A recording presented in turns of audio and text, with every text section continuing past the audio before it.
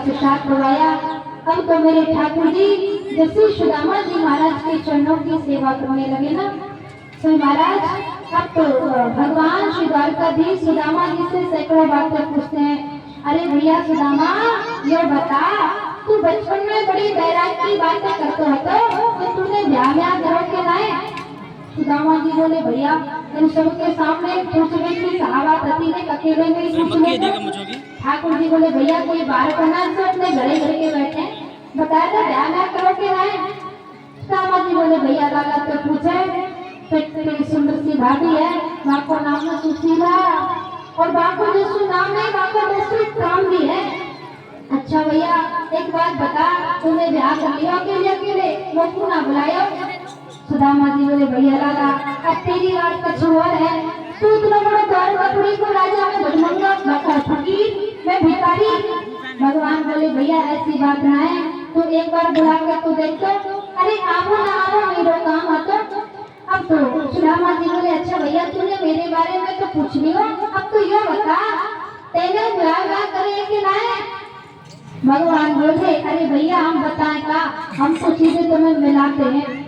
अब तो भगवान ने भैया रुक्मणी को आदेश दिया, रुक्मणी जी ब्राह्मण देवता है, बढ़िया सुंदर सा आशीर्वाद लो।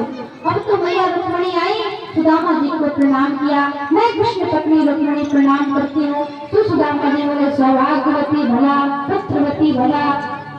अब तो महाराज रुक्मणी जी गई है, अब जामवती जी आती है। जामवती भी जैसे आई, जामवती ने जाकर के भगवान को प्रणाम किया है, मैं कृष्ण पत्नी प्रणाम करती हूँ। श्री भगवान श्री सुदामा जी बोले सौभाग्यवती भला, पुत्रवती भला। अब तो महाराज सत्यभामा जी आई है, सत्यभामा जी ने जाकर के प्रणाम किया, मैं कृष्ण पत्नी प्रणाम करती हूँ। सुदामा जी बोले सौभाग्यवती भला, पुत्रवती भला, पति प्रिया भला। अब तो महाराज कालिंदी जी आई, मैं कालिंदी कृष्ण पत्नी आपको प्रणाम करती हूँ। सुदामा जी बोले सौभाग्यवती भला, पुत्रवती भला। अब तो महाराज 10वीं शक्ति की पट गई। सुदामा जी भगवान से बोले क्यों डाला 50 बुरा कर रखे हैं का? भगवान बोले भैया बताओ बड़ी शर्म लगे, अब जितनी आ रही है सब तेरे सामने आ रहे हैं, अपने आप को गिन लियो। सुदामा जी बोले भैया होगी 200-500। और महाराज कम से कम 1000 पत्नी सुदामा जी को प्रणाम कर गई। तो सुदामा जी धीरे से बोले लाला साथी साथी बता कितनी है? ठाकुर जी बोले अरे भैया मैं कह रहा हूँ ना, मुझे बताओ बड़ी शर्म आवे, तू अपने आप से गिन ले। अब तो महाराज 2-4 हजार प्रणाम कर गई। तो सुदामा जी बोले लाला अब तो तू हकीकत में बता दे कितनी और बाकी रह गई? ठाकुर जी बोले भैया सुदामा अबे तो आधी लगा गई।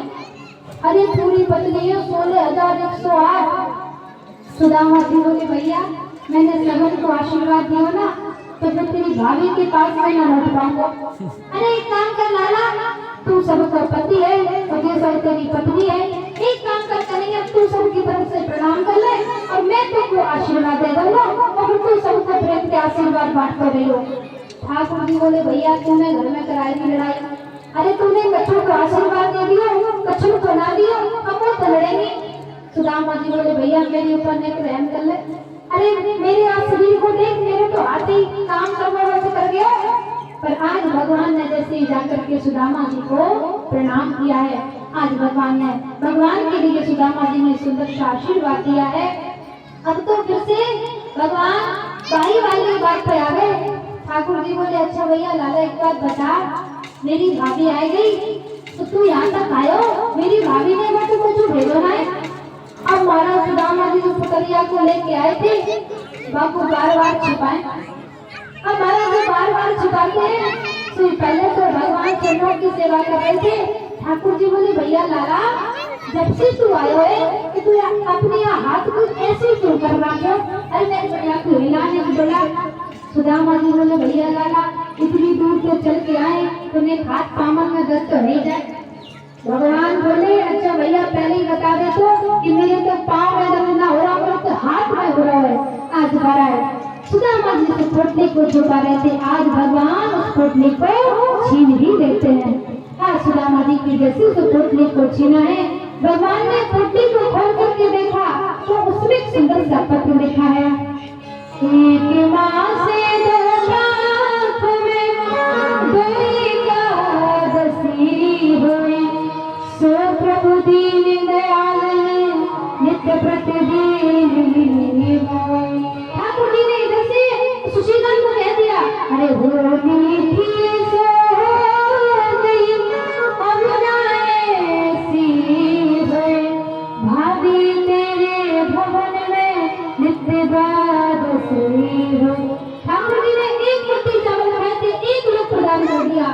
दूसरी मुट्ठी चावल खाए तो दूसरा लोग भी प्रदान कर दिया। तीसरी मुट्ठी खाने वाले ने तो मैया रुक्मिणी ने हाथ पकड़ लिया। अरे स्वामी जी सब कुछ दे करके क्या स्वयं सुदामा बनना चाहते हो? पर इशारे में कहा मैंने महाराज कच्चे चावल है जरा खाओगे तो पेट दर्द करेगा, हमें तो परेशान करोगे। पर महाराज इशारे में कहा ब्राह्मण देवता के घर का प्रसाद है सबको मिलना चाहिए। मैया रुक्मिणी ने उस प्रसाद को लिया, सब पत्नियों में बांट दिया। कहते हैं अब तो सुदामा जी भगवान से बोले, सुदामा जी और भगवान से बोले लाला अब मैं चलना चाहूँ, तेरी भाभी बात में यहाँ से होगी।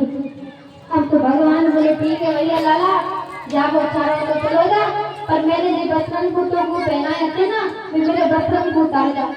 सुदामा जी बोले बाप रे बाप इतना बड़ा राजा एक बूढ़ी कुकड़ी को ना छोड़ दो। पर भैया राजा की आज्ञा है। अब तो जैसे बचपन को उतारे जैसे सुदामा जी महाराज जाने लगे, सुदामा जी जाते जाते बोले भैया लाला तेरी भाभी मुझसे पूछेगी कि देवर ने कहा खबर करवा दी है तुम्हें कहा कह दो। भगवान बोले बस कह दीजिए राम राम। सुदामा जी बोले राम राम भैया ये तुम्हें अपने मन से ही कह देते और कुछ तो ना कहने। भगवान बोले और कुछ ना कहना। सुदामा जी विचार करते हैं सुशीला तो सोच रही थी लाला वो तो तू देगा मैं तो जैसे आया तो वीडियो बनाना पाई भी के और बंद ना हो लाला तू कंजूस नहीं